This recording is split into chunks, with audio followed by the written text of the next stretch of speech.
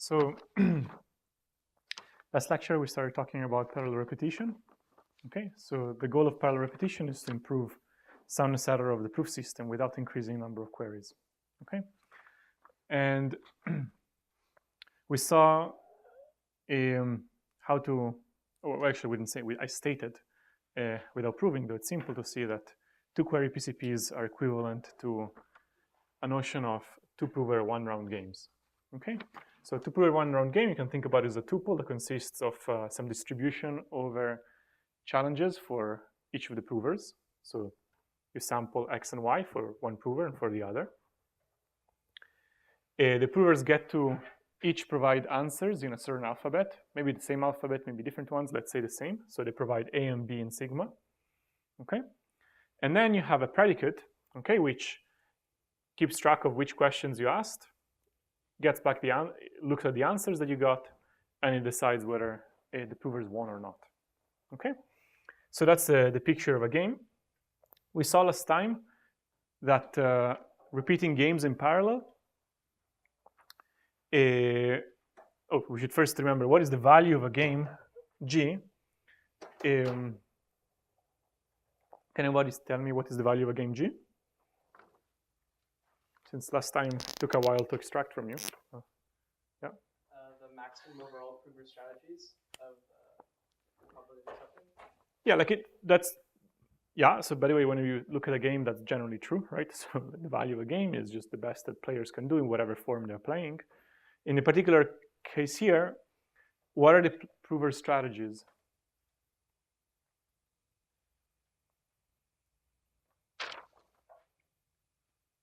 Syntactically. Yeah. Yeah, so the prover will have a function that maps X to sigma, and the other prover will have another function H that maps Y to sigma. So for every question, they have a way to specify an answer, right?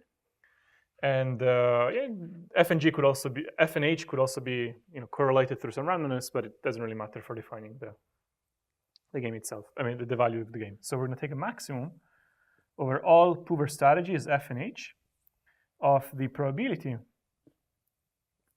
that these particular prover strategies make the verifier accept. So we're going to have to sample X and Y from Q, and then we ask whether the predicate holds at f of X and H of Y, right? And I am kind of imposing that the provers don't communicate by basically saying that F only receives X as input and H only receives Y as input, but F doesn't see Y and H doesn't see X. Okay. Now last time we saw an example of how there was one game that if you repeat it twice in parallel, the value of the game doesn't go down. Okay. In fact, it stayed the same. Sorry, it can't go up, right? Then, however, I stated without proof that even for that particular game that was misbehaving, if you take more copies of it in parallel, the value of the game does go down. In particular, it was going down as t over 2, where t is the number of repetitions. So the goal of today is to prove a very weak version of the fact that parallel repetition improves soundness error. We're going to prove that for any constant you might care about reaching, there is a sufficiently large number of repetitions that will get you there. Okay. In particular, it can go to 0 at infinity. Okay. So the theorem known as Verbitsky's theorem.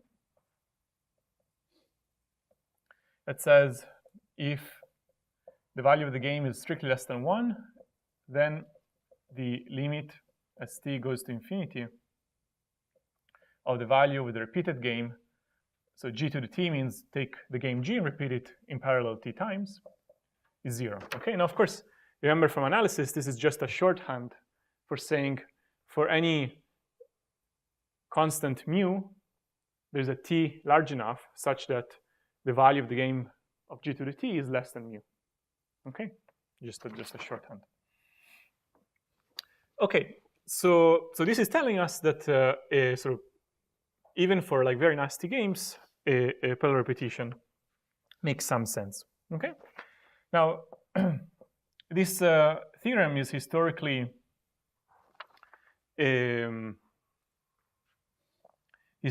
important because it was kind of the first proof of parallel repetition in the general case.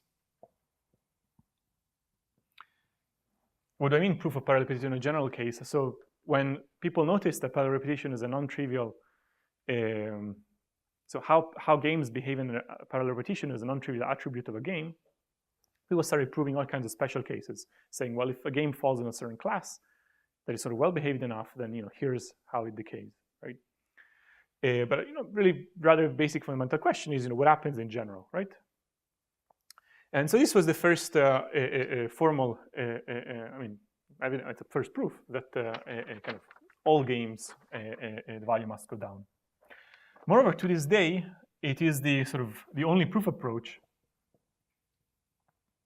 We'll see the proof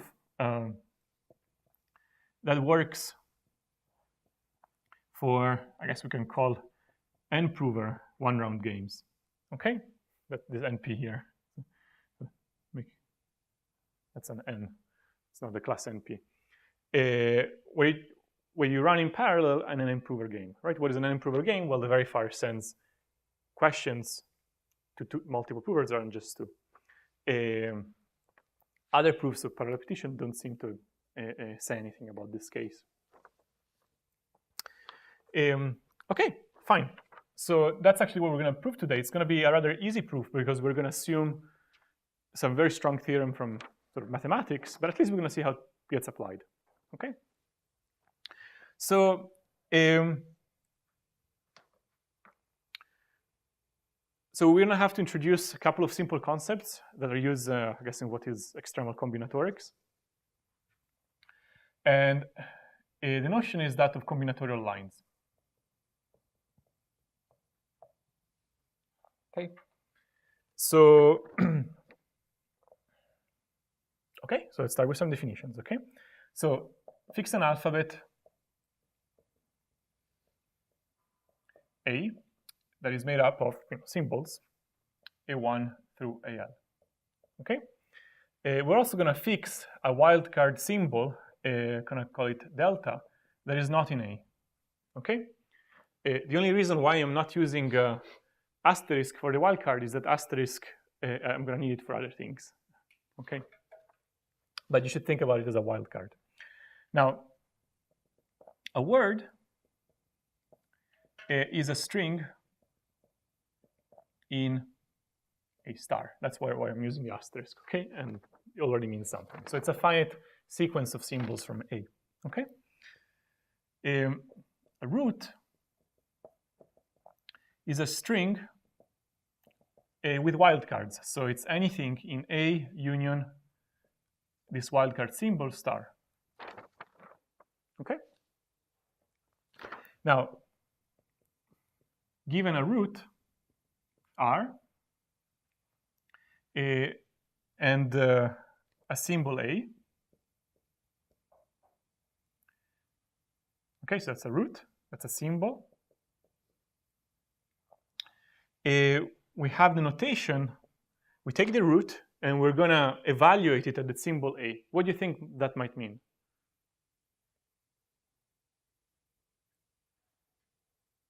So a root is just a string of symbols, some of which are wildcards.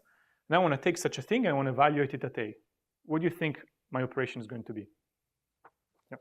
Replace wildcards with your string. Exactly, with the same symbol at every occurrence of the wildcard. So it's not that the wildcards are kind of independent, they're kind of all kind of locked to the same symbol. Okay, so it is the word in a star obtained by replacing each occurrence of the wildcard with the symbol at which I'm evaluating. Okay, so let's look at an example, very simple example. Say that I have an alphabet made up of the integers 1, 2, 3. My root looks like 0, 1, wildcard, 1, 2 wildcard. In this case, if I take this root and evaluate it at 1, I will get, well, 0, 1. Then here I put a 1, then 1, 2, and I put again a 1. Okay, so that's where I replaced it. Or I could evaluate it at, I don't know, 3, and I will get 1, 0, 1, then here I put a 3, then 1, 2, and I put a 3. Okay, rather simple concept. Now,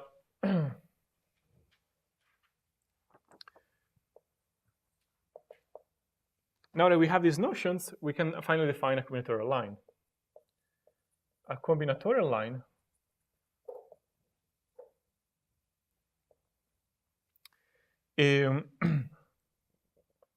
in a to the t is a subset. I don't know how much space I want for this. Okay.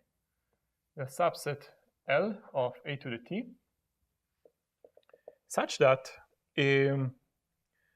it looks like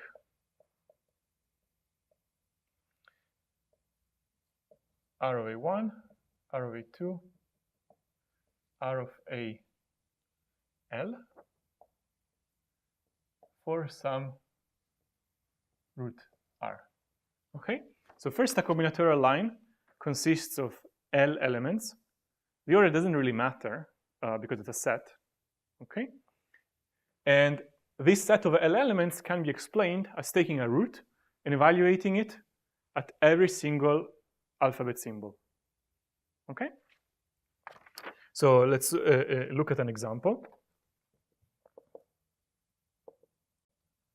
So we are again with the same alphabet as before and the same root as before. So there is one over here. And the line that corresponds to this root is the set that corresponds of how many elements in this line will I find? 3, right? Because my alphabet size is 3, and I expect to find that many things. So I will take this root and I will evaluate it at all points. It's 0, 1, 1, 1, 2, 1, 0, 1, 2, 1, 2, 2, 0, 1, 3, 1, 2, 3, right? So in every kind of, if you think about it as a matrix, in every column, either I find something constant or something that traverses all symbols, okay? And I'm just putting them in order just because it's convenient to write them like this, but otherwise, this is a set. Okay, so that's an element, that's another element, that's another element. Okay, just so that we get situated and we understand the concept, what is the number of combinatorial lines in a to the t?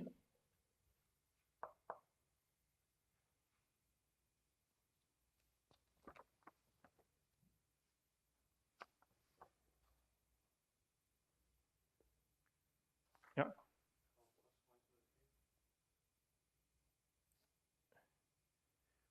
That's a bit too many, no? So, your suggestion was a plus 1 to the t.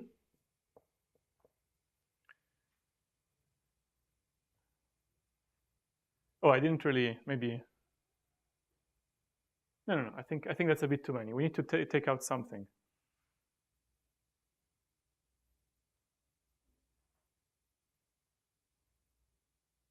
So what am I counting when I do this? I'm also counting.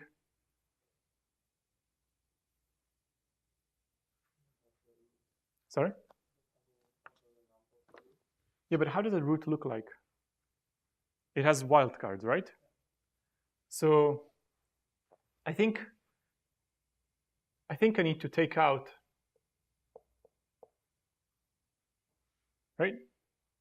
Things that don't have any wildcards in them won't give rise to combinatorial lines. Okay? Anyway, this is not really of import. It's just like exercising this concept because they're kind of, combinatorics is annoying. It's really hard. I mean, I could draw some hypercube of some sort. If you try to look at a t-dimensional cube where the sides are a, then this will look like kind of these rigid lines cutting across, but it won't do you much help, right? It's combinatorics. If you could draw it, it would be geometry, right? So,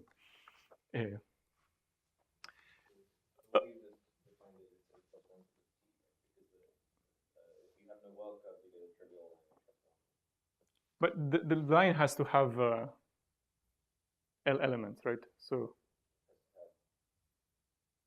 you're asking, what? I mean, this is a set, right? It cannot be a multi-set. You would get. I mean, if you take a root with no wildcards, then it will. Right. So it's not really a line. It's like ends up being a point in space. This. I didn't exclude it. Sure. Fine. Okay. Well, maybe it doesn't matter too much. We're trying to. I guess basically I wanted to say that so this line kind of cuts across in some space. Okay, so now something that people are interested to study is what is the largest size of sets that don't contain any combinatorial lines? Sets in A to the T. Okay, so basic question is. So let's first define a quantity. R of A T is going to be the maximum size of any set in A to the T that has no combinatorial lines.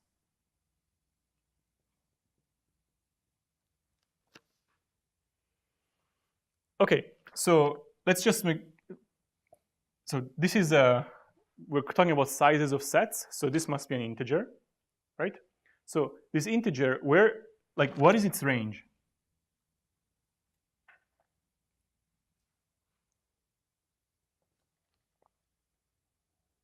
Right, so we have the set of all subs, look, there's only so many subsets inside here, right? If I take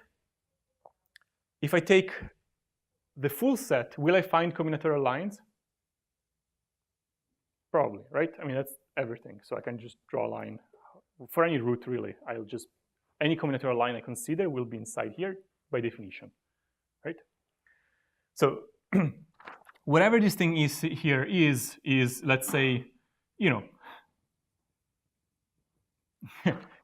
know it's not going to be A to the T. Maybe we remove one, and it doesn't really matter what I'm putting here. The point I'm just saying, that's roughly how large it could be.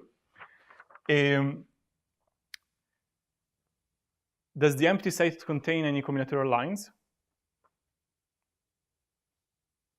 No, it doesn't contain anything. So what I'm saying is that really we're just talking about this interval of integers. Okay? So this number is well defined, and it sits somewhere here. Okay? So this number is a sort of quantity of interest in a sense that what you want to consider is fix your alphabet, okay? And now you want to try to understand how big do sets have to become, okay, in order for a combinatorial line to exist. So yeah, so let me write the statement first and interpret it otherwise. So there's a theorem that kind of says that at some point, combinatorial lines must always exist, and pretty early on. That says that for any alphabet and for any epsilon greater than 0, there exists some large t such that for every t greater than or equal to t, big T, the ratio between this number and the maximum possible number is less than epsilon. Okay? So let's try to parse this statement for a moment and see how it says something non-trivial. So you might worry, you might guess or you might think that most large sets have combinatorial lines. Okay? Like maybe I can remove -1, -2, maybe minus L, right? I start removing points, but that I can set up a set to have a weird shape so it doesn't contain a combinatorial line and still being big. Okay? But this is saying, no. As t grows, any sort of fraction that you had in mind, right? Say, for example, a 10% fraction, as soon as you cross it, okay, you will find a combinatorial line. Okay? So in some sense, this set cannot look too weird, okay, in this sort of high-dimensional space. It must allow for some line to take its full course.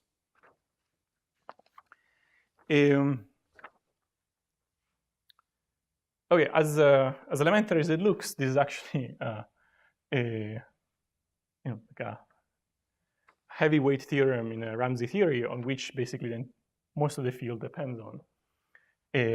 Particularly, this is due, if you want to sort of read up on these things, not that I'm an expert, actually far from it, due to Furstenberg and Katznelson. And this is actually rather recent, from the 90s.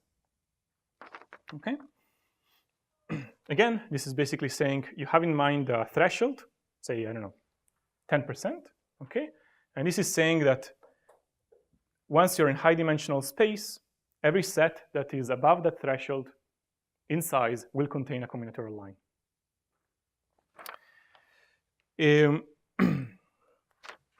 Also, for those of you that follow, some of the, online math blogs, there's actually a polymath project that was geared at basically trying to get quantitative bounds on this T.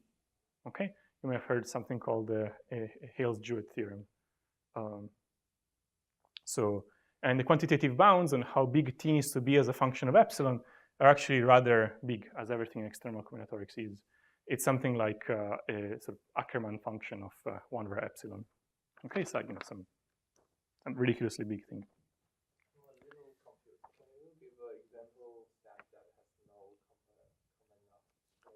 The empty set or 1 point? Yeah.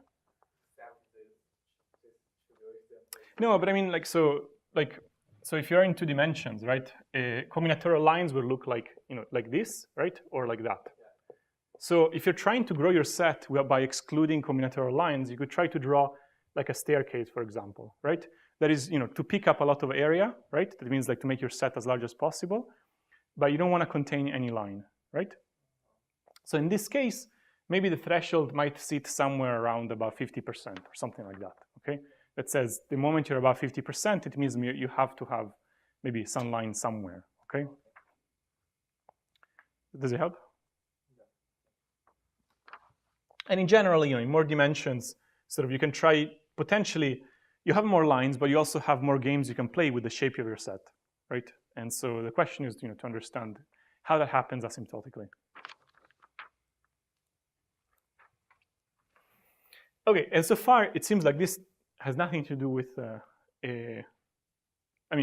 so we defined some combinatorial lines, we sort of cited a theorem from sort of external combinatorics, and so what?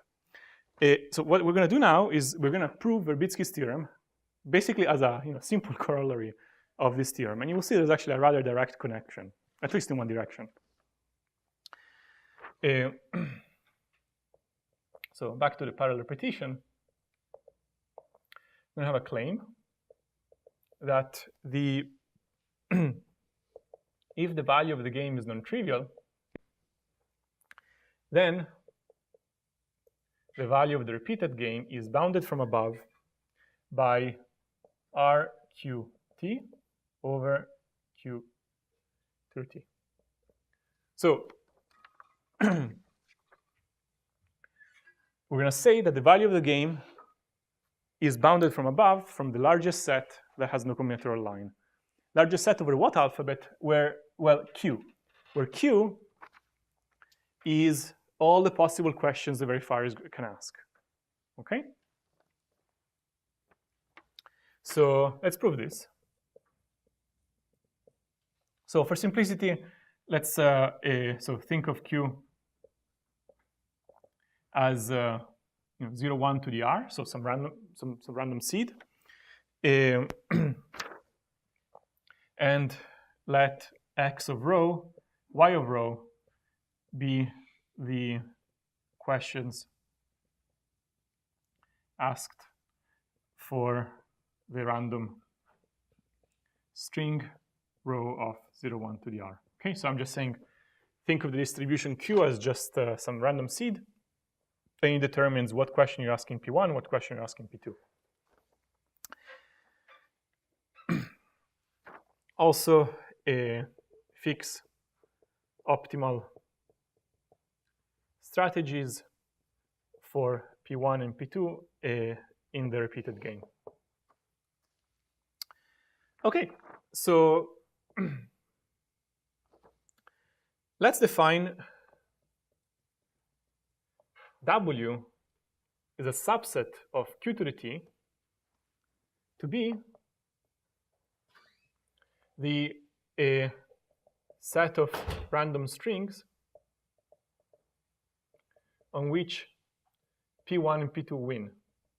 Let's try to define that set, okay? So I want to say, let's look at the repeated game. The repeated game, whether the provers win or not is only a function of the randomness drawn by the verifier, okay? How many random strings does the verifier draw in the repeated game?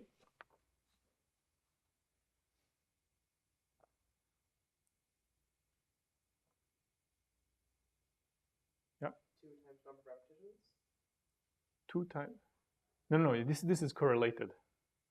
So just number of repetitions. Like I'm drawing a row, and for the row there is x and y for that row, right? And I do it t times, okay? So this is a set, as I was writing here, that consider tuples of randomness, right?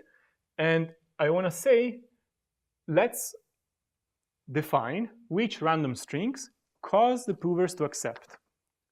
Let's write that. How can we write it? We're going to have to need to use the predicate of the game, right? Predicate phi. So what do I write here?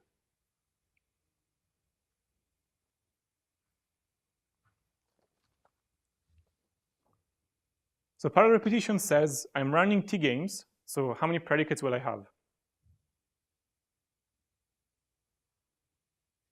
T. Now, when do the players win?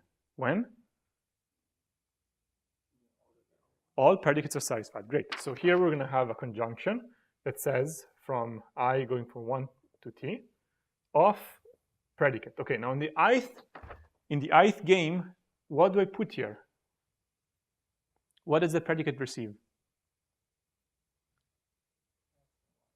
Yeah, x of row I and y of row I, because these are the challenges in the ith repetition. Now, in the next 2 slots, I need to put back the answers that the prover gave me for that game. Okay, so it's going to be f, okay, but f subscript I, because this is whatever f says for the ith repetition. And what does it get as input? All x's, right? Because that's the non-triviality of parallel repetition. That kind of the strategy of the prover can depend on all questions, so it can correlate arbitrarily, right? And then I also have hi that depends, similarly on all y's. Okay, so this is the set of winning, so bad randomness you can call about it, the randomness that causes the prover to accept. So kind of by definition, the value of g to the t is exactly size of w over q to the t. Right? So why is it equal? Because we picked optimal prover strategies. Okay? So suppose that we want to show that this is the case. What do I need to say about w? My goal is to show that this is the case. Okay? I have this expression about, we're saying that this quantity equals this expression. What should I show about w? Yeah? It's less than r qt. Okay, but what does it mean?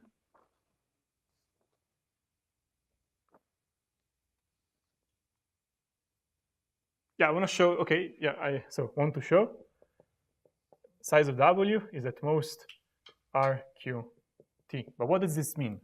What property of w do I want to show? Maybe the other direction. Exactly. I want to show that W has no combinatorial line, okay? Because if it doesn't, then certainly its size will be bounded above by the size of the largest set that has no combinatorial lines, right? So claim, inside the claim, is that W has no combinatorial line. Okay? If that's the case, then I know this will be the case. Okay? So let's prove by contradiction.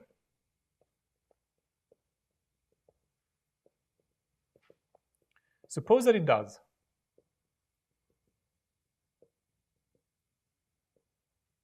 Now, proof by contradiction on what? What do you expect that it will be able to contradict? What is our assumption?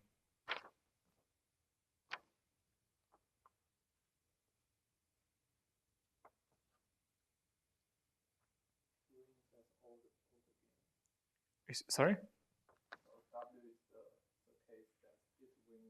No, we have defined it. So W wins all the games. Now we're going to argue this is the case, right? We're going to say it has no combinatorial line. Now we're going to show that if it did have a combinatorial line, something bad would happen. What is the hypothesis of our theorem that we can hope to contradict? Yeah. This is the optimal proof strategy? That could be one, but it's not really like I mean, we could, but we're going to have to go back to the hypothesis. We have to use the hypothesis somewhere. What is the hypothesis? This one, right? We have to use this somewhere. There's no chance that we'll be able to show that the value of the game is small unless we know that it was less than 1 to begin with. Because if we parallel repeat a game that is, you can always win, doesn't matter, right? You can play the individual strategy in every game, you can win all the time, right? And so far we haven't used that. We haven't used anywhere the fact that you actually lose sometimes, okay? So we're gonna show that if W has a combinatorial line, then actually there's a way to win the game always, okay? Suppose it does, and we're gonna say that we now show that if so, the value of the game, unrepeated game, is 1, okay? So and that's clear, that's a contradiction. So some combinatorial lines kind of create the ability to beat the game completely. So let L of R be a line in W, combinatorial line, okay? And so suppose first that the root looks like something, okay? So we're gonna first put down a simple root, and then we're gonna see it actually doesn't really matter how it looks. So suppose that the root looks like, I don't know, row 1 tilde, row 2 tilde, up to row t minus 1 tilde, and then wildcard, okay? Now, why am I looking at rows here? Because like that's my alphabet. My alphabet is choices of randomness, okay? So here saying pick a root, it means that when I construct a root, at every location, I put down either a concrete symbol, like row 1 tilde, or a root, or a wildcard. And for now, just so that we look at a concrete example, I'm just going to put the wildcard at the end and assume there is 1. You will see in the proof this really doesn't matter, but just to be concrete.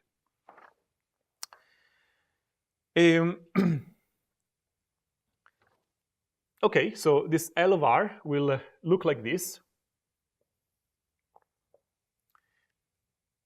It will look like we are evaluating R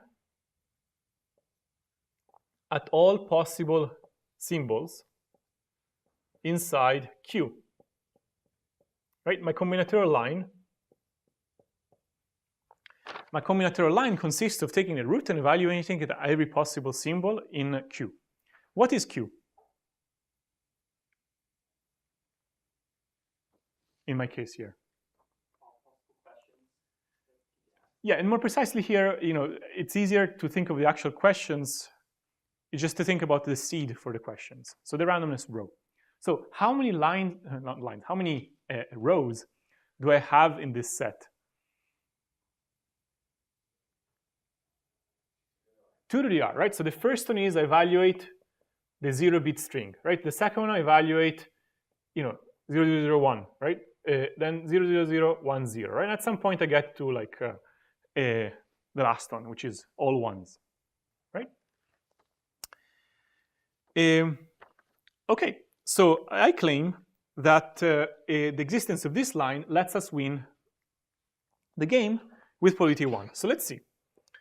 Let me write one iteration of the game.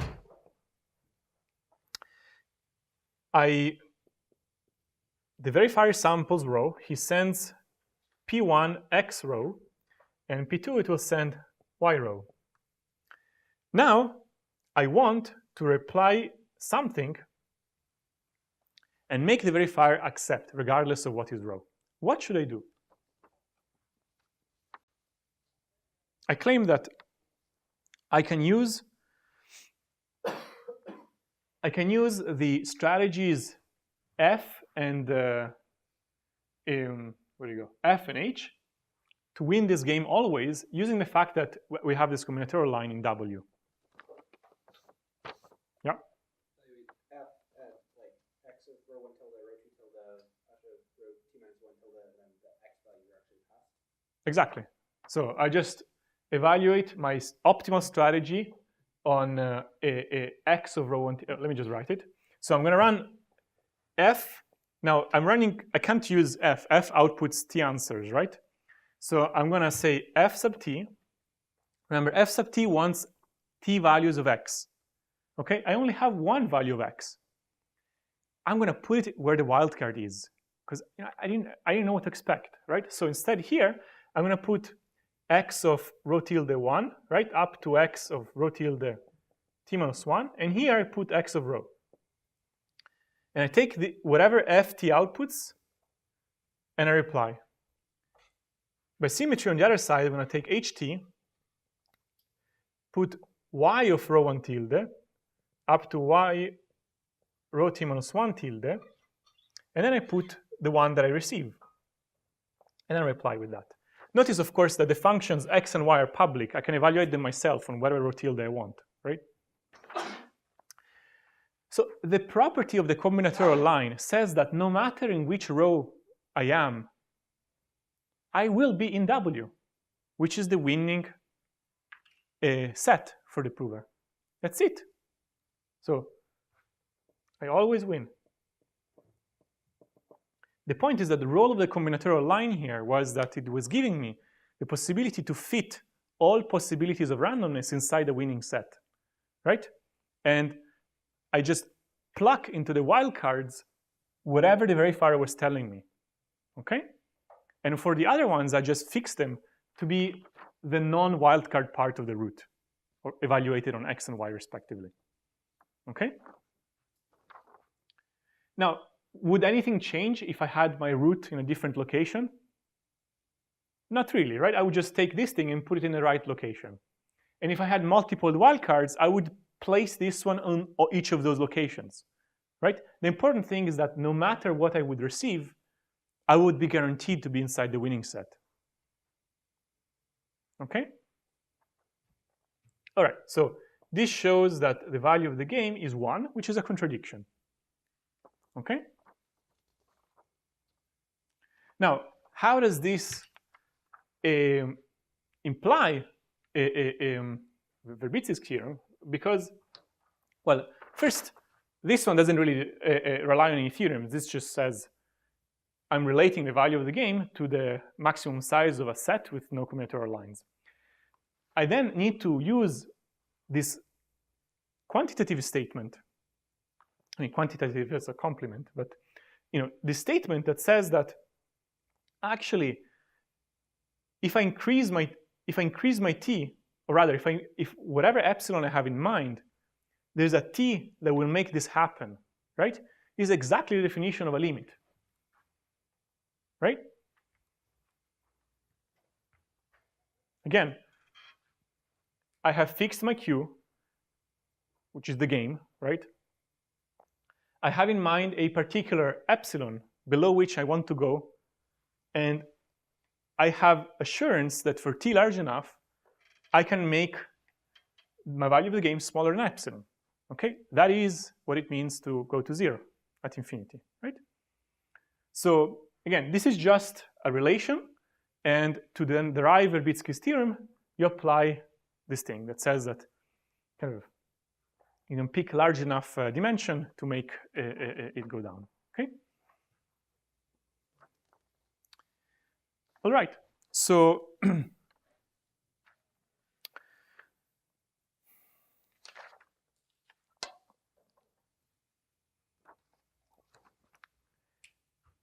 as simple and as beautiful this connection is, it's not quite the right connection, because the growth of t as a function of epsilon is understood. I mean, we understand it to be no worse than Ackermann of 1 over epsilon, but it's also understood to be pretty large anyways. Okay, so if you want to understand the decay and get a good decay, it doesn't seem to be that this type of connections will help you. So what instead one does is you ask help to information theory. And so now we're going to discuss a little bit about the statement, a more precise statement of the parallel repetition theorem with a decay, I mean with an explicit decay, and discuss what is basically the first step in the core that you need to prove, okay, to get that. I'm about to erase many things. Any questions? Okay, good. It's a very nice connection, right? So I mean, we're assuming we're putting away a lot, but otherwise, you know, given that, it's rather clean. Okay, so off it goes.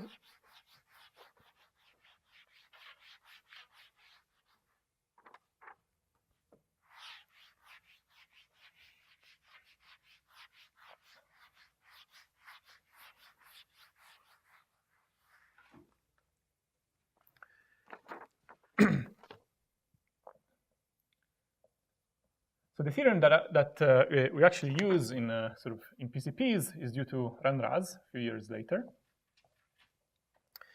and it says that for every g there exists a constant that depends on the game, such that the value of the game to the t is at most alpha g to the t. So this is saying that I actually have an exponential decay, okay, as opposed to just, you know, some decay. I mean, notice that the previous theorem would have been still true even if I, you know, instead of putting t here, I put log t, right? That is the monotonic function of t. So putting a t there and not log t, that's sort of the quantitative contribution, right? In particular, this is also very similar to what we would expect in an ideal world, right? Now, in more detail, so that one way you can understand it is just at this level. In more detail, the dependence on the game actually can be made quite precise. And one way to write it is the value of the game is at most 1 minus epsilon. Then the value of the repeated game is at most 1 minus epsilon to the c to the t over log size of the answers. Okay? You know, where c is kind of a universal constant.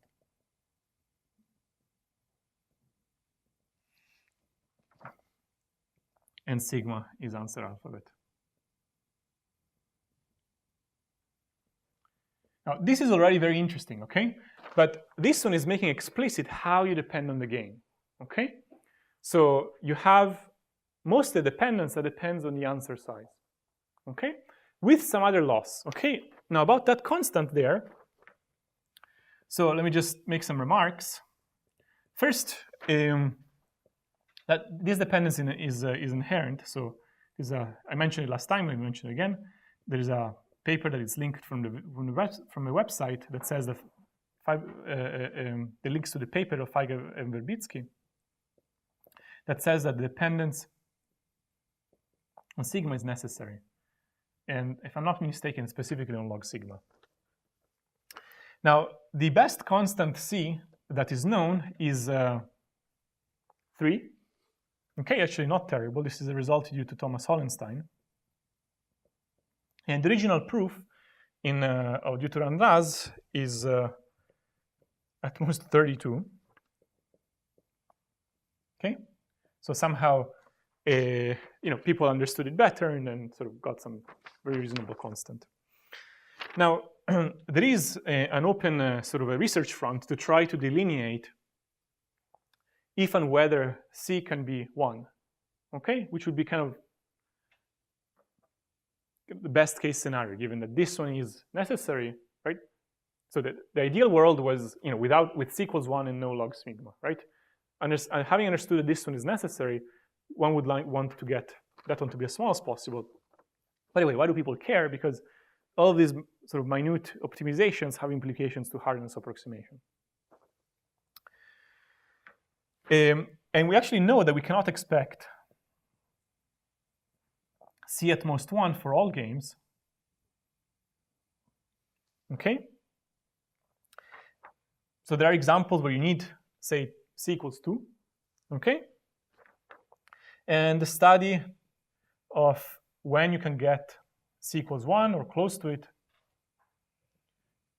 is called strong parallel repetition. Okay? So if you are interested in this class of problems that are still active area, an active area of research, kind of the keyword here is strong parallel repetition. We kind of ask specifically about this constant there. Okay, now let's talk about basically step 0 of the proof of Randaz, okay? Just to see kind of what is the key lemma that one proves. We'll not say more than that because that would require more time. So the main lemma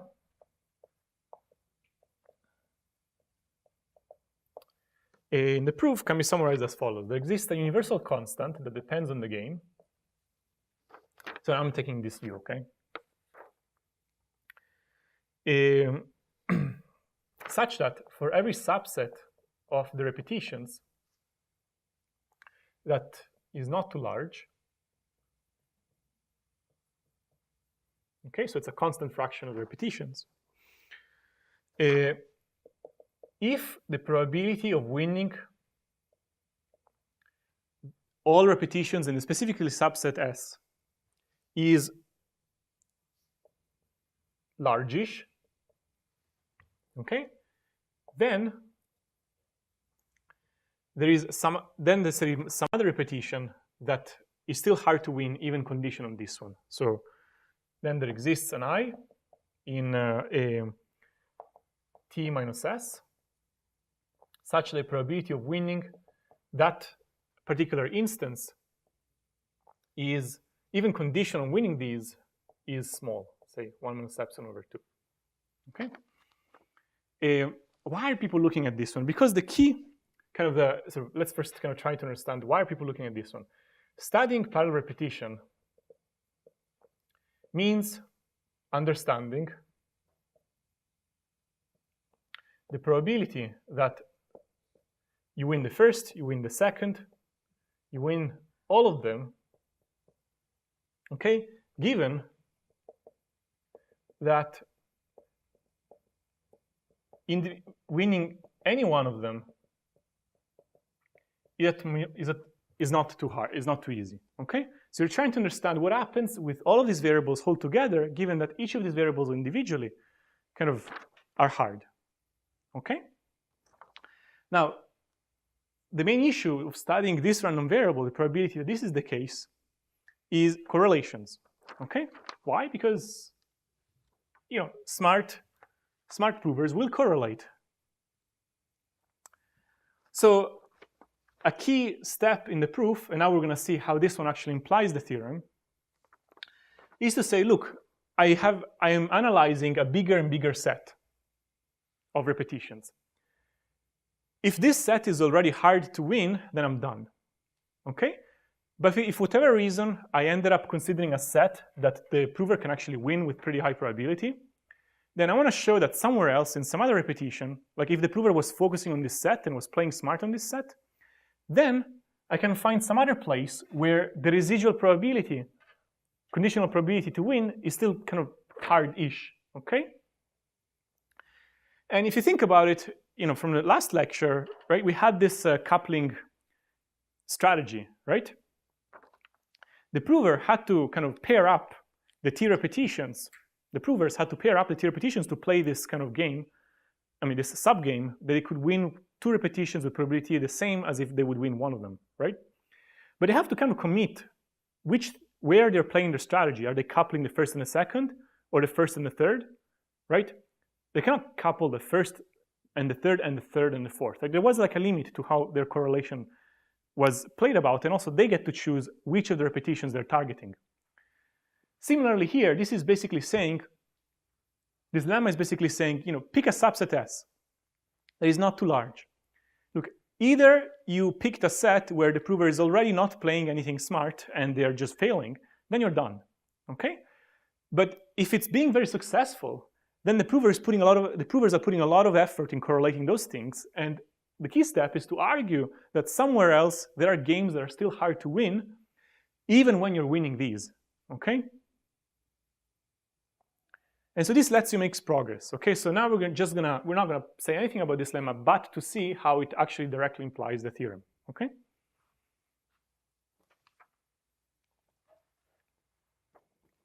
So, from main lemma to theorem. So, well, I'm just gonna put in like in symbols what we've kind of said already. So we're gonna start with S being empty. So I know nothing, okay? I start with not considering any repetitions. Then we do the following until S is greater than lambda t, okay? Now, if now the probability that the prover wins just the substitute repetitions in S is less than 2 to the minus gamma t, then I won, okay? But this is already exponential in t with some constant in front, right? Done. Else, if now the prover is winning with pretty high probability, by the way, at the very beginning, it is going to be so, right? You start with a set that is empty. You put in, I don't know, the first repetition. Can he win with probability that is greater than 2 to the minus gamma t, that particular repetition? Sure, right? He could win any one of them with probability 1 minus gamma, minus epsilon. That's much more than 2 to the minus gamma t, right? So that's like very reasonable. But then we have to say that, okay, let me condition on this one. Can I find any of the other t minus 1 that he still cannot win, even condition on this one, right? So, well, yeah, I can, because I'm applying the main lemma, right? Then main lemma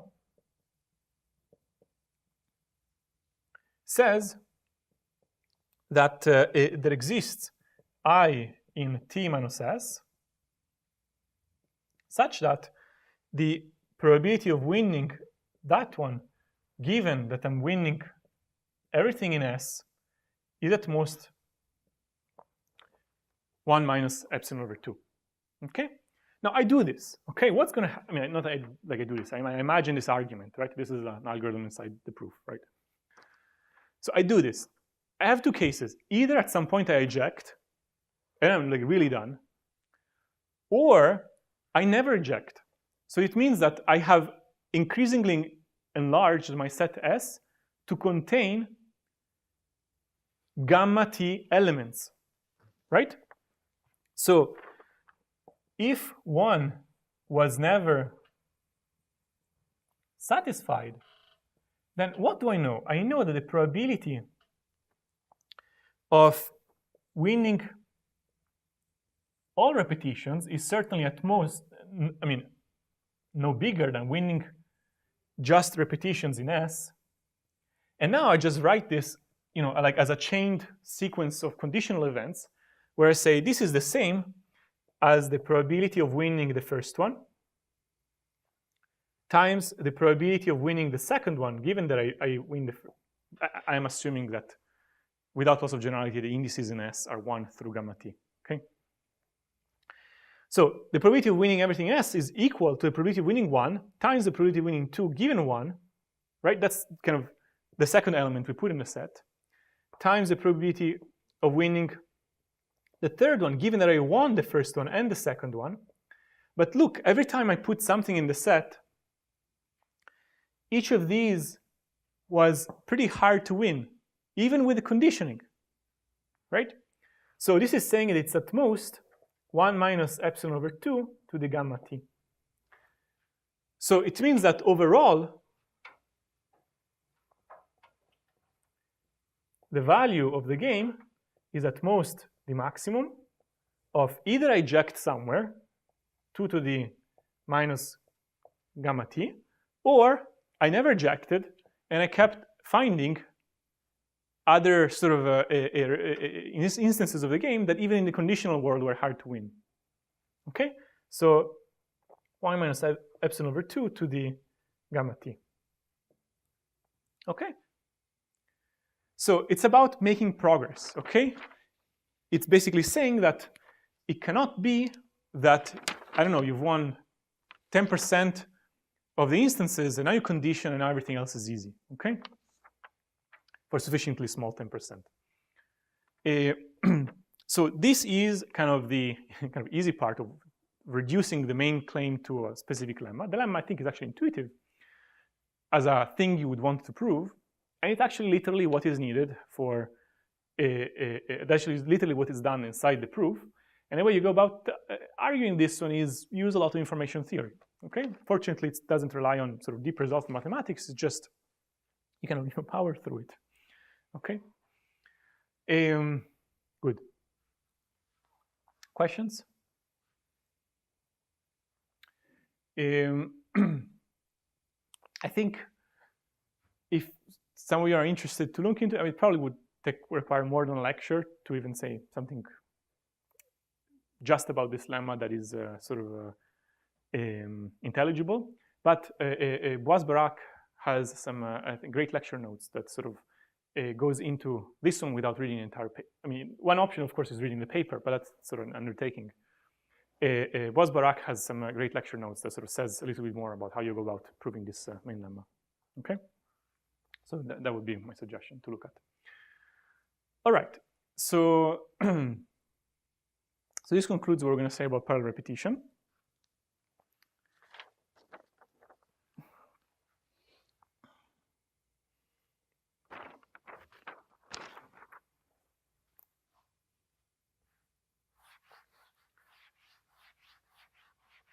Oh, another comment is sort of no. I mean, as far as I understand, nowhere inside here there is connection to sort of extremal combinatorics. That was just sort of a feasibility result, let's say.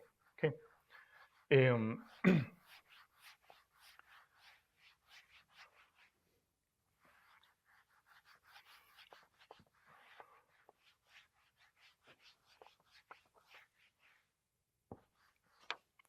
Okay, so we spent time proving a number of PCP theorems. So we can call basic PCP theorems. We've proved a number of them. We proved that NP is inside PCP log n polylog n. Next is inside PCP poly n, n time t is inside PCP log t, polylog t. Right, so that's kind of the first layer of PCP theorems that we've proved. Now, we've also seen query reduction, okay? This required more, like we had to, for example, compose, right? So composition gave us, sort of what is commonly known as the PCP theorem. Order of log n and order of 1. So this is proof composition that we saw last week. And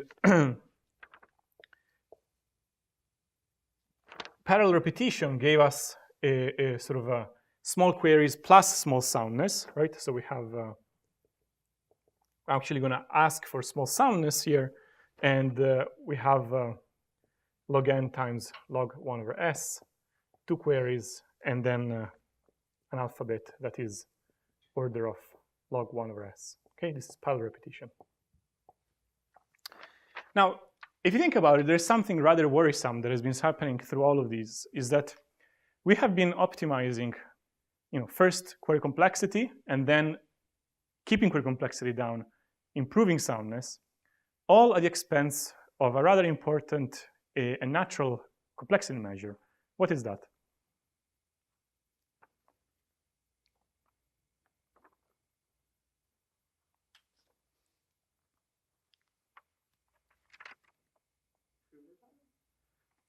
Almost. Something more information theoretical than that. So prover time is related to what? Yeah, the size of the PCP. Somehow we've made progress by just throwing in more and more things, right? Already at the very beginning, right, we had a polynomial size thing, and from then onwards it just got worse. Like we throw in more things. Oh, you add also this one, then the query becomes smaller. Or you start adding tuples, consider all tuples, becomes but even better soundness. And and for some applications, that's fine. For example, in hardness approximation, you don't really care as long as it's polynomial size. Because at the end of the day, you're comparing the hardness of problems, and the connections between these problems are polynomial size reductions. The kind of class of NP-complete problems is robust against polynomial size reductions. We don't care exactly what's the polynomial as long as it's there, right? Sort of as a theory, it's pretty robust. But there's another application that we've seen where this is actually rather worrisome. And that is the application to delegation of computation, where you actually had in mind somebody who was going to produce this proof, okay? And write it down somewhere, and then maybe apply some hash functions in order to produce a proof in the end, right? And even more generally, there's from a philosophical standpoint, you think of PCPs as saying encode your witness or computation transcript so that it allows for probabilistic checking, improving and being parsimonious about how much extra redundancy you add to the proof in order to allow for probabilistic checking. That's a rather basic sort of efficiency measure of how successful you are, right? For example, in coding theory, you want to correct a constant fraction of errors, okay, on your message with a sort of without blowing up your message too much, right? Because at some point you actually have to send your message, right?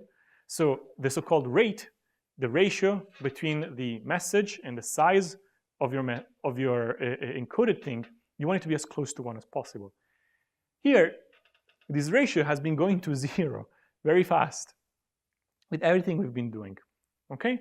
So even putting soundness aside, even fixing soundness to be a half, one can ask a very simple question of, can you achieve small query complexity and small proof size at the same time?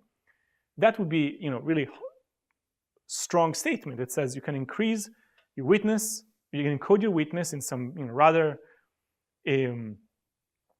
not wasteful encoding and get to probabilistically check it, right? Because without that, you might wonder, yeah, the power of PCPs only comes from very wasteful use of resources in the proof. You just keep adding stuff to it, okay? So, so all of this was at the expense of proof length.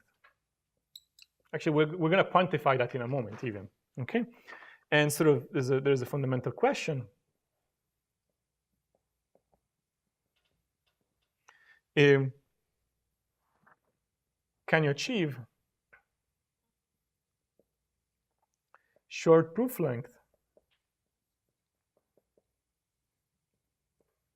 and small query complexity, even fixing the soundness to be like, just a half? You can throw it also in the mix, but let's keep things simple for a moment. And I also want to sort of give a little bit of credit to the first paper in PCPs, so-called BFLS 91, Wyford, Levin, and Segedi, we've seen its construction. Actually, it was the construction for n time t that we've seen is, for this one, is a modern interpretation of what this paper contributed. But actually, something pretty amazing. Not only was this the first PCP paper, not only did it actually capture all of n time t, but it did so with an eye towards proof length, achieving a rather strong result that actually proving in this course will actually take some time. What they actually proved, I want to state it because it's really impressive. They proved that for every epsilon greater than 0, n time t has PCPs where the proof length, so I can write it, this is the randomness. It means that kind of the proof length is t to the 1 plus epsilon, right? And query complexity that is log 1 over epsilon t. They proved like this very nice and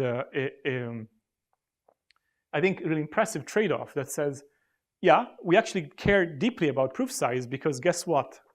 Their motivation really was delegation of computation. And they were very sensitive to proof size. And they made big efforts already there in that paper to reduce it. And so this is saying, you want to make it subquadratic? Sure, set epsilon to be a half, right? And now you have a subquadratic proof length, okay? You have to pay for it somewhere, but that's fine. It's still polylog, okay? And just to sort of appreciate what they've done, I'm just gonna go back to remind you of one construction we've seen. I won't write the construction. I'll just remind you what we did in that construction, and just let you appreciate that in that construction, the proof length was t to the 12. Okay, so somehow, even just getting anywhere close to what they're doing is like really non-trivial. Okay, so so let's recall the LDE PCP. Okay, in the LDE PCP, what did we do? Well, the proof was the low degree extension of some witness together with some check proofs, right? We had one sum check proof and another sum check proof, right? This was for Booleanic constraints, and this was for the satisfiability constraints, right? So, okay, let's just try to tally up the size of this proof and see what we get now. So, one sum check proof, say this one here, is for how many variables were we considering? Does anybody remember?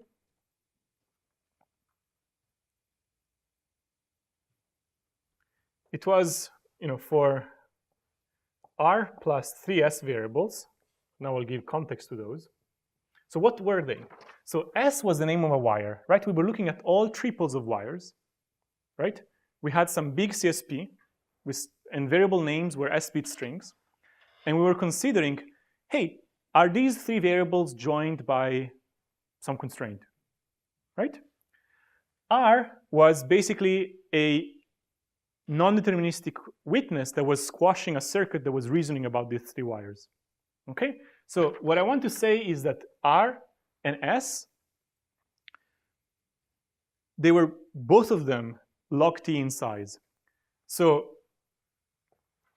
therefore, with R plus TS variables where 2 to the R is at least t and 2 to the S is at least t, right?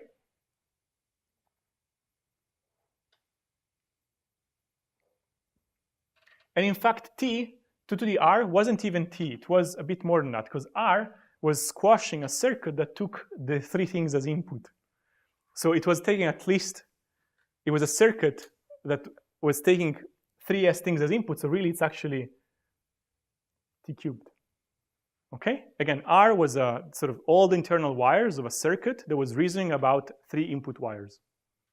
So with this alone, this thing alone, the size of pi mu is what? Is at least?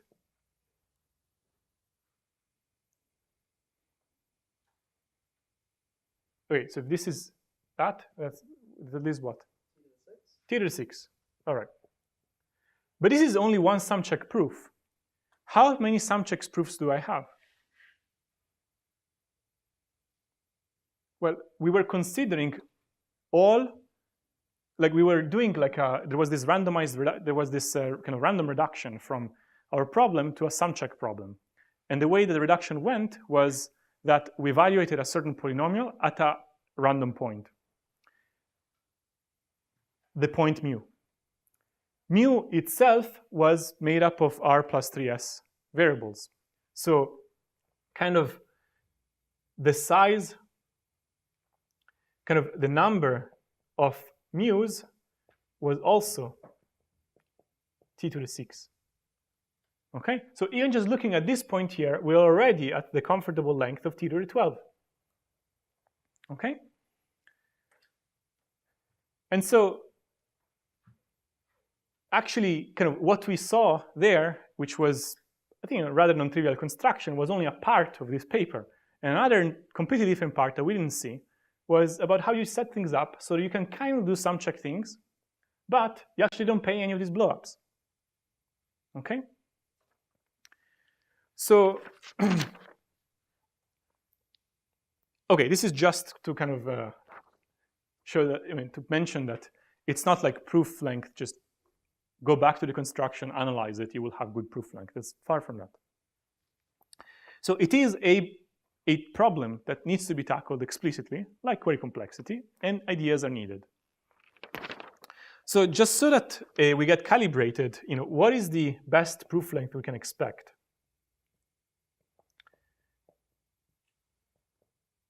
In principle.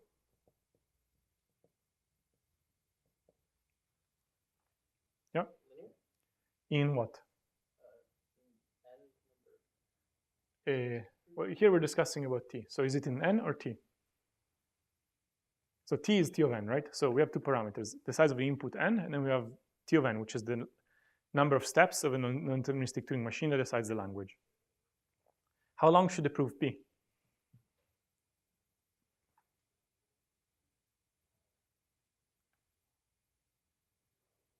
So do I expect a language in n time t to, say, have proof lengths of length, say, n squared or n?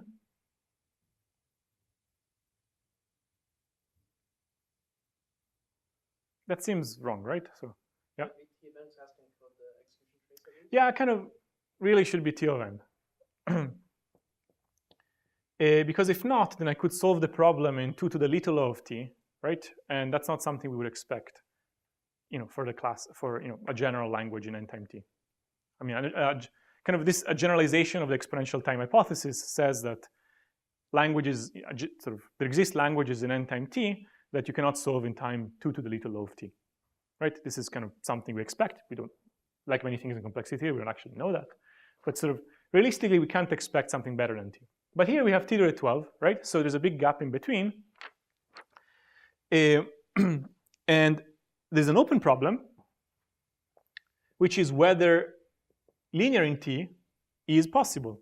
Okay, this is let me write it. And is it the case that n time t has PCPs where the proof length is linear in, or even even polylog here. I mean, okay, ideally, this is the holy grail. Open, whether you can have everything you ever wanted, a linear size proof, okay, and a constant number of queries. Okay, this is, I mentioned another open problem like last lecture. I think it was the sliding scale conjecture. Together with that one, these are sort of the holy grails of the field. What do we know about this problem? So let me just mention the state of the art, because starting next week, we'll start doing something about it. So if you try to strive for both good proof length and good query complexity at a very high level, you have two approaches. You can either try to say, I'm going to fix the number of queries to be constant and do my best at the proof length, and try to kind of get as small as I can, right? Or you could say, I'm going to insist in linear proof length and try to improve the number of queries, and I'll get stuck somewhere, and I'll just try to continue driving down that way. These are two strands of research that have occurred over the past 20 years. And sort of the state of the art in these two directions is, one is that if you give me a quasi-linear proof lengths, then we can do it. So with log t plus order of log t randomness and constant number of queries, this is something that we know how to do. Okay, so this translates to proof length t polylog t. Okay, and the polylog, I mean, it's not something very nice. It's like, I don't know, log to the 10 or log to the 12, something like that. It's not like a clean t log t. And the other approach is to say, well, what if I want linear? Then we actually know very little. Actually, we don't even know anything for n time. We know that for every epsilon greater than 0, Boolean circuit satisfiability has PCPs with linear proof length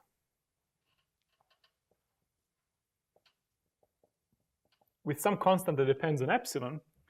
And the query complexity is rather, I mean, it's sublinear, but it's not very good. Oh, sorry, n to the epsilon. So it says, I can give you, square root query complexity or cube root query complexity. Okay, whatever I put in exponent, I'm going to pay here. Okay, but I can't drive it down to say polylog regime. And even worse, this construction is even non-uniform. Like, we don't even know how to run the verifier in polynomial time. It's an infinite family of circuits, each of which, for every input size, needs a polynomial size input, advice string. So these are the two states of the art. With constant query complexity, we can get polylog query proof length. With linear proof length, we are far from a sort of, I mean, we can get non-trivial query complexity, but not like exciting query complexity. So, so the last time I taught this course, we actually spent a few lectures trying to kind of dig into some of the main ideas of this line of research. It's actually very beautiful. What we're going to do, actually this time around, is something a little bit different. We're going to explore linear proof lengths, but in a model that sort of puts together both PCPs and interactive proofs. And the reason why I want to do that is because you're going to see some regime where proof lengths are linear in a relaxed model where PCPs kind of occur over multiple rounds. And so those are, we will see some, I think, fun techniques. And many of those techniques are actually of practical relevance in the sense that not only do achieve linear proof size, but achieve very good constants. And they are the types of protocols that people actually use in the real world for delegating computation. Okay. So the plan for the next few lectures will be to introduce that model, get comfortable in it, see that it still has something to do with delegation of computation, and then try to construct non-trivial statements where we have a very small budget in proof length, linear. Okay.